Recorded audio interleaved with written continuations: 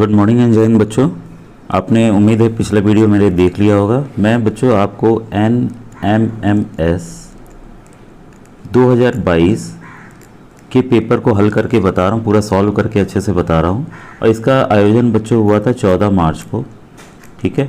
तो चाहिए देखिए, अब जिस भी राज्य का पेपर हो सबका सिलेबस अब लगभग सेम है, 5-10% का ही अंतर है। अगर आप इसको प्रैक्टिस कर लेते हैं, अभी कई राज्यों में परीक्षाएं नहीं हुई हैं तो उन राज्यों के बच्चों को काम आएगा, और जहां परीक्षा हो गई हैं वहां नेक्स्ट ईयर उन बच्चों को काम आएगा। अभी देखिए उत्तर प्रदेश की परीक्षा अब होने जा रही है जो कि आपकी 24 अप्रैल को है, ठीक है। तो उनकी तैयारी के लिए भी बच्चों ये काफ़ी काम आने वाला है, ठीक है। तो उम्मीद है आप अपने दोस्तों को भी शेयर कर रहे होंगे बच्चों, और मैं शिक्षकों से भी अनुरोध करूंगा कि वो बच्चों के ग्रुप में ज़रूर से शेयर करें ताकि ज़्यादा से ज़्यादा हमारे प्रसिद्धीय बच्चे जो हैं इस परीक्षा को निकाल सकें और इसका लाभ ले सकें। तो बच्चों ये मैंने 40 क्वेश्चंस तक मैं बता चुका हूं आपको, ठीक है। तो ये आपके जर्नल सोशल स्टडी से थे, ठीक है। अब मैं आपको गणित के प्रश्नों को हल करके पूरा बताऊंगा कि सवालों को कैसे शॉर्टकट तरीके से जल्दी आपको हल करना चाहिए। तो जैसा आपको क्वेश्चन नंबर 41 दिख रहा है बच्चों, ये दिया है आपका 83 के घात 2 माइनस 17 के घात 2, मतलब 83 स्क्वायर माइनस 72 स्क्वायर दिया हुआ है। आप देखिए, एक तो आपका पुराना कन्वेंशनल तरीका है कि अगर स्क्वायर है तो 83 को 83 से गुणा कीजिए, 17 को 17 से गुणा कीजिए और घटा दीजिए। लेकिन ये बच्चों देखिए टाइम लेगा, ठीक है। तो टाइम लेगा, तो इसका तरीका क्या है करने का मैं आपको बता देता हूँ।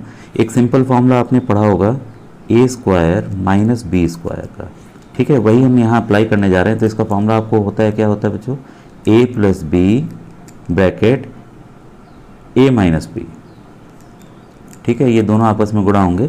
तो हम देख रहे हैं यहाँ पर बच्चों कि जो सवाल है वो आपका आ रहा है, हमने मान लीजिए 83 को ए मान लिया और बी मान लिया 17 को, ठीक है। तो हम वैसे ही लिख लेते हैं 83 प्लस 17 ब्रैकेट फिर 83 माइनस 17, ठीक है। और 83 और ये को 83 को 17 से जोड़ेंगे तो 100 आएगा, ठीक है। और 83 में से 17 को घटाएंगे तो 66 आएगा। तो देखिए 30 सेकंड के अंदर आपने ये सवाल कर लिया, उत्तर आ गया इसका 6600। तो ऑप्शन हमारा डी बच्चों ये सही है, ठीक है। उम्मीद है ये आपको इजी मेथड अच्छा लगा होगा और आप कर भी लेंगे इजीली।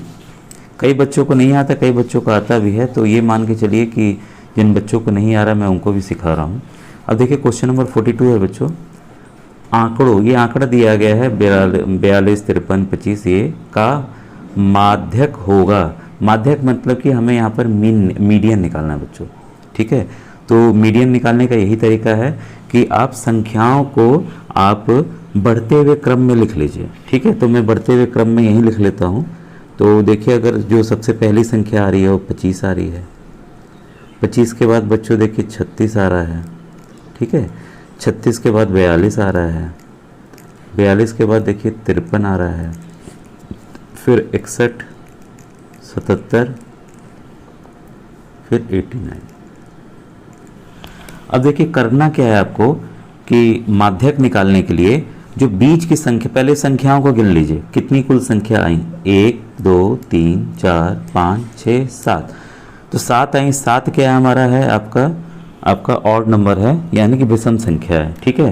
तो आपको बीच वाला संख्या ही इसका उत्तर होगा बच्चों। तो हमने क्या किया, आगे से 3 छोड़ दिए और पीछे से हमने 3 छोड़ दिया, तो बचा क्या बीच में आपका 53, 53, ठीक है। तो यही इसका उत्तर होगा। देखिए कितना आसान है, आसानी से आपका ये हो गया और ज़्यादा समय भी नहीं लगा। ये भी आपका 30 सेकंड का समय लग रहा है बच्चों मैक्सिमम। ये देखिए तो हमारा आंसर क्या है, डी। अगर मान लीजिए अब मैं उन बच्चों को ही बता दूं कि अगर ये सवाल देखिए बदल के आ सकता है अगली बार, कि ये जो आपको विषम संख्या दिख रही है, मान लीजिए एक और संख्या इसमें आ जाता है 21 या कुछ आ जाता है, अब क्या हो गया, अब सम संख्या बन गई। अब क्या होगा, अब आपको क्या करना है, जो बीच की 2 संख्याएं आएंगी, तो बीच की देखिए 2 संख्या ये आ रही है, ठीक है। इसका आपको जोड़ करके 2 से भाग करके उत्तर निकाल देना है, तो वो इसका उत्तर होगा बच्चों, ठीक है। तो मैंने एक आने वाले एक्सपेक्टेड क्वेश्चंस के भी बारे में आपको बता दिया कि इसको कैसे करेंगे। अब देखिए क्वेश्चन नंबर 43। अगर आपको बच्चों अच्छा लग रहा है तो आप कृपया से लाइक कीजिए, अपने दोस्तों को जरूर शेयर कीजिए। क्वेश्चन नंबर 43 है, पाई चार्ट में वृत्त के केंद्र में अंतरित संपूर्ण कोण का मान होता है। In pie chart the total angle subtended at the centre of a circle is. तो तो आपको पता है जो सर्किल होता है वो कितने होता है, 360 डिग्री का होता है, 360 अंश का होता है। तो इसका आंसर क्या होगा बच्चों, 43 का सी। ठीक है, काफ़ी इजी क्वेश्चन था। अब देखिए क्वेश्चन नंबर 44 है, अंग्रेजी वर्णमाला में स्वर यानी कि वॉवेल चुनने की प्रायिकता होगी, प्रायिकता यानी कि बच्चों प्रोबेबिलिटी क्या होगी। ठीक है, तो आपको पता है कि हमारे जो ABCD इंग्लिश अल्फ़ाबेट हैं वो कितने हैं टोटल, A से Z तक 26 हैं, और वॉवेल हमारे कितने हैं, वॉवेल हैं A, E, I, O, U, तो कुल कितने वॉवेल हैं, 5 वॉवेल हैं। ठीक है, तो इसकी प्रायिकता क्या होगी, तो 5 वॉवेल आने की प्रायिकता 5 हुई, और टोटल कितनी संख्या है 26, तो इसका उत्तर क्या होगा बच्चों, ए। तो इस तरह से आसानी से आप ये प्रायिकता के प्रोबेबिलिटी के बच्चों सवाल आप कर सकते हैं। तो उम्मीद है ये भी आपको समझ में आ गया होगा। अब आइए क्वेश्चन नंबर 45 पढ़ें। ठीक है बच्चों, थोड़ा सा क्लियर नहीं है, मैं पढ़ दे रहा हूँ, आपको दिक्कत होगी तो। क्वेश्चन है, 15 प्रश्नों वाले एक कक्षा परीक्षा में प्रत्येक सही उत्तर के लिए 5 अंक दिए जाते हैं और गलत उत्तर के लिए -3 अंक दिए जाते हैं, यानी कि नेगेटिव मार्किंग। बच्चों ध्यान दीजिएगा, मोहन सभी प्रश्न हल करता है। अब मोहन देखिए 15 सवाल थे, 15 के 15 हल कर दिया। यदि उसके 11 प्रश्न सही हैं तो मोहन द्वारा प्राप्त कुल प्राप्तांक होंगे। तो जिन बच्चों को इंग्लिश पढ़ना है ये इंग्लिश वाला वर्जन पढ़ लेंगे बच्चों। ठीक है, अब आप इसको देखिए समझिए कि क्या है। तो अब देखिए मोहन ने क्या किया कि पूरे के पूरे सवाल उसने कर लिए, 11 प्रश्न सही हैं, तो सही के लिए कितना नंबर मिल रहा है, 5 नंबर मिल रहा है, तो कुल उसको कितना नंबर मिला, 55। ये क्लियर है। अब 11 तो उसके सही हुए, लेकिन 4 क्या हुआ, गलत हो गया क्योंकि उसने सभी प्रश्नों को हल किया, तो 4 तो गलत हो गए। लेकिन 4 के लिए उसके नंबर कटेंगे, कितने नंबर कटेंगे, प्रत्येक सवाल के लिए 3, तो 4 प्रश्न के लिए कितने कटेंगे, 12। तो हम क्या करेंगे कि ये 12 को 55 में से 12 को हम घटा देंगे। ठीक है, तो उत्तर हमारा क्या आ रहा है, 43। ठीक है बच्चों, तो उम्मीद है ये आपको समझ में आया। तो इसका उत्तर क्या होगा, कुल प्राप्तांक कितना होगा, 43। ठीक है बच्चों, तो काफ़ी ईजी था क्वेश्चन ये भी। ये देखिए देखने को लंबा लग रहा है, बस आप समझेंगे तो काफ़ी ईजी है। अब क्वेश्चन नंबर 46 है बच्चों आपके सामने। क्वेश्चन 46 देखिए कह रहा है 101.01 गुणे 0.01 गुणे 0.01 का मान होगा। तो आप देखिए अगर इसको आप बहुत ज़्यादा गुणा करने जाएंगे तो समय भी लगेगा।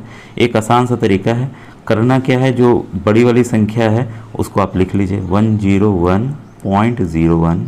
ठीक है, अब देखिए हम गुणा कर रहे हैं ये दशमलव से, तो हमें पता है कि अगर कोई संख्या देखिए ये है 0.01, अगर इसका हमने दशमलव हटाना है तो क्या होगा, नीचे 1 आएगा, कितनी दशमलव के बाद इधर देखिए कितनी संख्या है, 2 संख्या है, तो 2 0 हमने लगा दिया। इसका असल में उत्तर कितना है, 1/100। तो हम क्या करेंगे, इसी संख्या को 1/100 से गुणा कर दीजिए या 100 से नीचे आप भाग कर दीजिए। ठीक है, और यहाँ 1 आ गया, मान लीजिए 1/100। ठीक है, अब दूसरी संख्या क्या है, 0.1, इसका हमने दशमलव हटाया तो नीचे क्या आ गया, 10 आ गया, तो फिर हमने एक और 10 लिख लिया। अब देखिए कितने नीचे 0 हैं, नीचे हम 0 की संख्या काउंट कीजिए, 1 2 3। तो हम क्या करेंगे, दशमलव को 3 स्थान इधर खसका दीजिए, 1 2 3, तो दशमलव यहाँ कहाँ आ गया, यहाँ पर आ गया। तो हम देख रहे हैं किस ऑप्शन में ऐसा आ रहा है कि आपका जो 46 नंबर में ऑप्शन में आ रहा है, ए में देखिए ऐसा आ रहा है बच्चों, 0.10101। ठीक है, तो हमारा 46 का आंसर क्या हुआ, ए हुआ बच्चों। ठीक है, अब देखिए क्वेश्चन नंबर 47। अब ये बच्चों क्वेश्चन नंबर 47 को ये हल करने में जा रहा हूँ। तो इसमें हम क्या करेंगे कि जो आपकी टी वाला है, टी वाली संख्या को एक तरफ ले आएंगे। ठीक है, और जो एक संख्या कांस्टेंट दी हुई है उसको दूसरी तरफ ले जाएंगे। ठीक है, तो इसमें हम लिख देते हैं 0.03। अब बराबर के इधर आएगी तो संख्या माइनस हो जाएगी बच्चों। ठीक है, टी माइनस 0.02 टी बराबर 8 देखिए अपनी जगह रहेगा। अब ये 5/2 देखिए उधर जाएगा तो ये जाके माइनस हो जाएगा, क्योंकि इधर क्या इसका मान है, इसका मान देखिए प्लस है यहाँ पर। ठीक है, तो इधर जाके माइनस हो जाएगा। अब आप इसको हम घटाते हैं तो इसका उत्तर कितना आएगा, 0.01 टी। ठीक है, बराबर, अब यहाँ हम लसा ले लेते हैं तो ये कितना हो जाएगा, 16 - 5/2। ठीक है। अब t बराबर क्या हो जाएगा, अब क्रॉस मल्टीप्लाई का नियम बच्चों में लगा रहा हूँ, जो 0.01 है वो नीचे की तरफ चला जाएगा, तो मतलब यहाँ आ जाएगा बच्चों, ठीक है। तो 16 में से 5 पहले घटा दीजिए, कितना आया 11/2।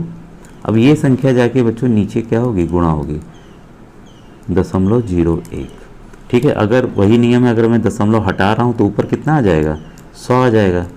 तो फाइनल कितना फिगर आया, ये वाला आपका 1100/2, ठीक है। अब इसको हम काट देते हैं, काट देंगे तो कितना भाग दे देंगे, कितना आएगा 550, ठीक है।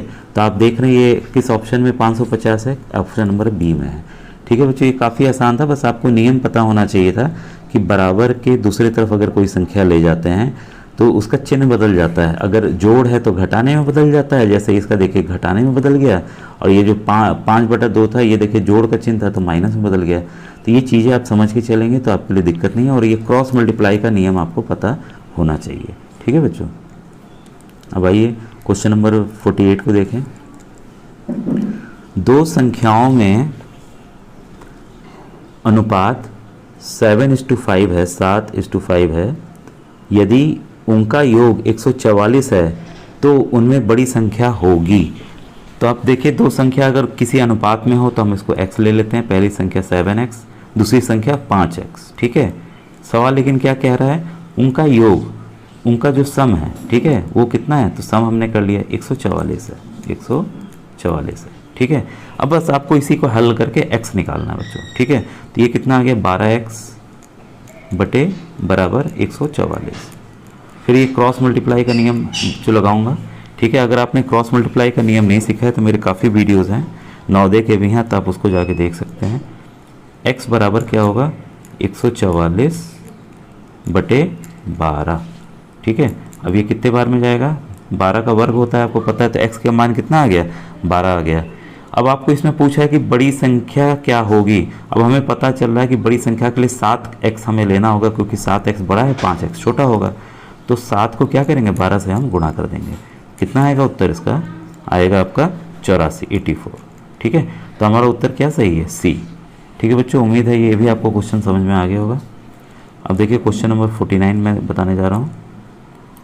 मानक रूप में व्यक्त परिमेय संख्या है, ठीक है। तो ये देखिए आपको बस नियम पता होना चाहिए था। अगर आपको नियम पता है कि मानक रूप में करने के लिए क्या होना चाहिए, कि इन दो जो संख्याएं दी गई हैं 5 और 7 या कोई और भी संख्या हो सकती थी, उसका जो कॉमन फैक्टर है वो एक ही होना चाहिए, ठीक है। ये जैसे 5 किससे किससे कटेगा, 1 और 5 से कटेगा। 7 किससे किससे कटेगा, 1 और 7 से कटेगा। तो देखिए कॉमन फैक्टर 1 है ना। तो ये मानक फॉर्म में सभी संख्याएं हैं। कभी कभी ऑप्शन ऐसा हो सकता है कि मानक फॉर्म में रही नहीं, तो आप उसको छाड़ देंगे। और दूसरा कंडीशन ये है, जो डिनोमिनेटर है आपका, ठीक है, और हर जो है वो क्या होना चाहिए, प्लस में होना चाहिए। तो यहाँ देख रहे हैं ये यहाँ संख्या माइनस में है, यहाँ क्या है माइनस में है, तो ये तो होगा ही नहीं होगा, ठीक है। ऊपर आपका अंश हो सकता है, ठीक है। तो हमारा 49 का आंसर क्या हुआ बच्चों, ए हुआ, ठीक है। अगर आपको कॉन्सेप्ट क्लियर है, काफ़ी आसान क्वेश्चन है, आप देखते ही इसको निशान लगा सकते हैं सवाल को, ठीक है। अब आइए क्वेश्चन नंबर 50 को देखें बच्चों। यदि z बराबर -5 है तो z² -3 z -4 का मान होगा। बस आप इसमें आपको z का मान भरना है, ठीक है। तो मैं इसका मान भर दे रहा हूँ, -5 का स्क्वायर -3 -5 -4, ठीक है। अब आपको पता है कि अगर माइनस को माइनस के साथ गुणा करते हैं तो क्या आता है, प्लस हो जाता है। तो यही नियम मैं यहाँ अप्लाई करने जा रहा हूँ। -5 को -5 से गुणा किए तो क्या आ गया, +25 आ गया, ठीक है। हम प्लस चिन्ह नहीं लगाएंगे यहाँ बच्चों। फिर ये देखिए, ये है -3, -5 और -4 को जोड़ेंगे तो क्या आएगा, -9। अब ये देखिए पुनः देखिए, 9 तरीके 27 हो गया, माइनस को माइनस से गुणा किए तो प्लस हो गया, तो कितना हो गया 25 + 27, ठीक है। तो अगर हम इसको जोड़ देते हैं तो इसका आंसर क्या आएगा बच्चों, 52। देखिए आपको कंफ्यूज करने के लिए देखिए माइनस में भी उत्तर दिया गया है। तो बच्चे जो इस चिन्ह को समझ नहीं पाएंगे, माइनस वाले को ऋण वाले को कैसे करना है, तो उनका सवाल गलत हो जाएगा, ठीक है। जो नियम है धन का और ये माइनस का मल्टीप्लिकेशन कैसे होता है, क्या है, ये सब नियम अगर जानने हो तो मेरे वीडियोस पुराने हैं, उसमें जाके देख सकते हैं बच्चों, डिटेल वीडियोस हैं उसे, ठीक है। तो ये क्वेश्चन 50 आपको समझ में आया। अब आइए क्वेश्चन नंबर 51 देखें। क्वेश्चन 51 है 10 मीटर तथा 15 किलोमीटर का अनुपात होगा। ठीक है, अब देखिए मात्रा अलग अलग है, बस हमें क्या करना है, एक मात्रा बना देना है इसको। ठीक है, तो मैं मीटर को मीटर रहने दे रहा हूँ। ठीक है, क्योंकि इसको किलोमीटर बदलूंगा दशमलव में आ जाएगा। और ये अनुपात पूछ रहा है तो 15 किलोमीटर, आपको पता है कि 1 किलोमीटर में 1000 मीटर होता है बच्चों, 1000 मीटर होता है। तो हम क्या करेंगे, गुणा कर देंगे 15 से। तो ये देखिए मीटर में अब बदल गया, ये भी मीटर और ये भी मीटर। अब अनुपात पूछ रहा था, 1 0 1 0 काट दिया, अनुपात कितना आया 1:1500। ठीक है, आपको पता है कि इसी को अनुपात में इस तरह से लिखते हैं, तो इसका ऑप्शन कौन सा बच्चों सही है, सी सही है। ठीक है, रेशियो हमें यहाँ निकालना था, तो क्लियर हो गया बच्चों। ये इंग्लिश मीडियम वाले बच्चे भी समझ सकते हैं, कोई दिक्कत नहीं उनको इससे। अब देखिए क्वेश्चन नंबर 52 है हमारा, 14 सेमी त्रिज्या वाली अर्धवृत्ताकार तस्तरी डिस्क का परिमाप होगा। Perimeter of a semi circular disc of radius 14 centimetre will be. ठीक है, अब देखिए बच्चों अलग से कई चीज़ों का फॉर्मूला हम 10 तरह के याद करें तो कोई लाभ नहीं है। आपको पता है कि एक जो वृत्त होता है, ठीक है, उसका जो सरकमफेरेंस होता है, परिमाप अगर कहें तो होगा 2πr। क्योंकि आधा वृत्त है तो हमने क्या किया, 2 से भाग दे दिया, तो ये क्या हुआ, आधे वृत्त का कितना हो गया, πr हो गया। ठीक है, अब ये देखिए ये जो है आपका इस तरह से है, तो ये इस वाले का हमने नाप लिया πr। ठीक है, लेकिन इसका हमने नहीं माना, ये क्या है हमारा व्यास है, डायगोनल है, तो ये भी तो आएगा 2r। ठीक है, क्योंकि यहाँ पर देखिए आपका ये जो है r इधर है और एक r इधर है, तो 2r हुआ। ठीक है, तो हम क्या करेंगे कि इसका पूरा हम लिख लेते हैं πr + 2r, तब जाके इसका पूरा आपका परिमाप या पेरीमीटर बच्चों निकल आएगा। ठीक है, तो हम इसका मान भर दे रहे हैं 22/7। हमारा त्रिज्या या रेडियस कितना है 14 + 2 × 14। ठीक है, इसे बस हम हल कर दे रहे हैं। ये देखिए 2 बार में हुआ, तो ये कितना है 44 + 14 दूनी 28। 44 और 28 को अगर आप बच्चों जोड़ लेते हैं तो उत्तर आपका कितना आ रहा है 72 सेंटीमीटर या सेमी। ठीक है, तो किस ऑप्शन में है, ऑप्शन नंबर बी। तो उम्मीद है बच्चों आपको समझ में आ गया होगा। हर एक फॉर्मूला को देखिए आपको रटना जरूरी नहीं है, बस आप याद रखिए ये अर्ध है अगर, ठीक है, तो आधे का हो गया πr और रेडियस को 2 बार आप जोड़ लीजिए, क्योंकि एक इधर आ रहा है एक इधर आ रहा है, तो आपका ये फॉर्मूला आ जाएगा। और फॉर्मूला निकालना है तो क्या करेंगे, r कॉमन ले लीजिए इसमें से, समझ में आ गया होगा। अब देखिए क्वेश्चन नंबर 53 बच्चों, ये बच्चों थोड़ा ट्रिकी की तरह है। ठीक है, तो आप 2 तरीके से इसको कर सकते हैं। अब यहाँ देखिए दिया हुआ है कि 1 का क्यूब, 2 का क्यूब घन, ठीक है, 3 का घन, 4 का घन, 5 का घन 225 है। ठीक है, अब फिर पूछ रहा है 2 का घन एक एक संख्या छोड़ के है। ठीक है, इस तरह से पूछ रहा है कि इसका क्या होगा मान, या इसके देखिए 5 का गुना 2 कर दिया है, 4 से 8 कर दिया है, सबको 2 से गुणा कर दिया है। तब हम देख रहे हैं कि 1 क्यूब और 2 क्यूब में जो कितना गुना ये है इसका 8 गुना है।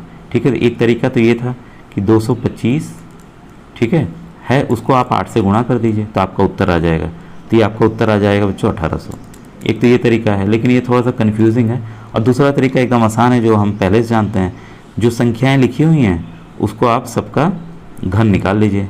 तो 2 का घन 8, फिर 4 का 64, ठीक है, फिर 6 का 216, फिर 8 का 512 और 10 का 1000। ठीक है, तो अगर हम इसको जोड़ लेते हैं ये कितना आएगा, ये भी 1800 आएगा। ठीक है, तो जिन बच्चों को जो तरीका समझ में आया उस तरीके से इसको हल कर देंगे, तो इसका आंसर आएगा बच्चों बी। ठीक है, अब देखिए क्वेश्चन नंबर 54 है आपके सामने। यदि किसी कोण का संपूरक कोण 102 है तो इस कोण का पूरक कोण होगा। If supplementary angle of an angle is 102 degree then complementary angle of its angle will be. आपको पता है कि जो संपूरक कोण होता है वो उसका जो जोड़ होते हैं वो 180 डिग्री होता है। ठीक है, 180 अंश होता है, तो 180 में से 102 को पहले घटा दीजिए, कितना आया 78। ठीक है, हमें वो डिग्री कोण मिल गया 78। अब इसका पूछ रहा है कि इस कोण का पूरक कोण या कम्प्लीमेंट्री एंगल कितना होगा। कम्प्लीमेंट्री एंगल का जोड़ बच्चों 90 होता है, तो 90 में से आप क्या कीजिए 78 को घटा दीजिए, कितना आया बच्चों 12। तो इसका उत्तर क्या होगा बी। तो काफ़ी इजी क्वेश्चन था, ये कॉन्सेप्ट वाले क्वेश्चन है बच्चों। ठीक है, अब आइए क्वेश्चन नंबर 55 को देखें। ये सर्वांग समता की किस कसौटी से संलग्न चित्र में दिए गए त्रिभुज सर्वागसम होंगे, यानी कि कॉन्ग्रुएंट होंगे। तो हम देख रहे हैं बच्चों कि यहाँ दो ट्रायंगल दी हुई है, ए बी सी, त्रिभुज ए बी सी और त्रिभुज आपका डी बी सी। ठीक है, अगर हम दो त्रिभुजों को देखें बच्चों, तो ये इसकी ये भुजा इसके बराबर है, इसकी ये भुजा इसके बराबर है, और ये देखिए दोनों के बीच में ये कॉमन है, बी सी देखिए दोनों में है। ठीक है, तो कौन सा क्राइटेरिया हमारा आया, भुजा भुजा भुजा या साइड साइड साइड का क्राइटेरिया से बच्चों ये जो ट्रायंगल है कॉन्ग्रुएंट है या सर्वांगसम है। ठीक है, तो काफ़ी इजी क्वेश्चन था ये बच्चों, क्वेश्चन नंबर 55। अब देखिए क्वेश्चन नंबर 56 है आपके सामने। 20 मीटर व 12 मीटर ऊंचाई वाले दो खंभे भूमि पर सीधे खड़े हैं। यदि उनके आधारों के बीच की दूरी 6 मीटर हो तो उनके शिखरों के बीच की दूरी होगी। ठीक है बच्चों, इसको देखिए समझे, थोड़ा सा मैं ऊपर कर ले रहा हूँ। अभी देखिए दो खंभे हैं, मैं यही चित्र बना देता हूँ। मैं सोचा था दूसरे तरीके से आपको समझाऊंगा, लेकिन यही बना दे रहा हूँ। अब इनकी बीच की दूरी है बच्चों 6 मीटर। ठीक है, और ये पूछ रहा है ये देखिए ये 20 मीटर लंबा है और ये 12 मीटर है। अब पूछ रहा है इन दोनों, अगर इन दोनों आधारों के इनके शिखरों के बीच की दूरी कितनी होगी, तो ये दूरी बच्चों पूछ रहा है। ठीक है, हम क्या करेंगे, सबसे पहले एक सीधी रेखा खींच के एकदम इसको ऐसे मिला देंगे। अब देखिए एक त्रिभुज बन गया, समकोण त्रिभुज, राइट एंगल ट्रायंगल बन गया यहाँ बच्चों। ठीक है, अब देखिए अगर ये इधर ये 12 है तो यहाँ तक भी तो क्या हुआ, 12 ही हुआ। ऊपर कितना बचा, आप क्या करेंगे 20 में से 12 को घटा देंगे। ठीक है, तो अगर हम घटा देते हैं ये कितना आ गया, 8 आ गया। ठीक है, और ये देखिए पहले से यहाँ 6 है तो ये भी कितना होगा, 6 होगा। ठीक है, अब आपको ये वाला फॉर्मूला, पाइथागोरस वाला फॉर्मूला पता है ना बच्चों, कि h square is equal to आधार स्क्वायर प्लस लंब स्क्वायर। ठीक है, perpendicular square plus base square. ठीक है, तो हमारा देखिए लंब कितना है, 8 है, और आपका बेस कितना है, आधार कितना है, 6 है। ठीक है, तो हम इसको निकाल लें, 8 का 64 हो गया, 6 का 36 हो गया। ठीक है, तो ये कितना आ गया, 100। तो हम देख रहे हैं कि अगर हमें h निकालना है तो क्या करना होगा, इसको वर्गमूल में लेना होगा। तो 100 का वर्गमूल कितना होगा, 10। तो हमारा कितना आ गया, ये 10 आ गया कि नहीं आ गया। ठीक है, तो काफ़ी इजी था ये, आपको पाइथागोरस थ्योरम जो है वो आपको पता होना चाहिए था बच्चों। तो इसका आंसर है बच्चों डी।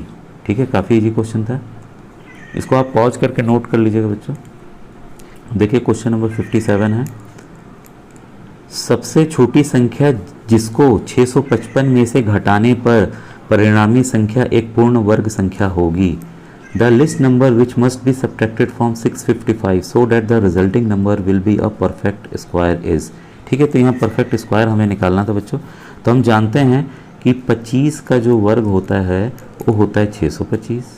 ठीक है, और जहाँ तक हम 26 के वर्ग की बात करें, 26 का वर्ग होता है 676।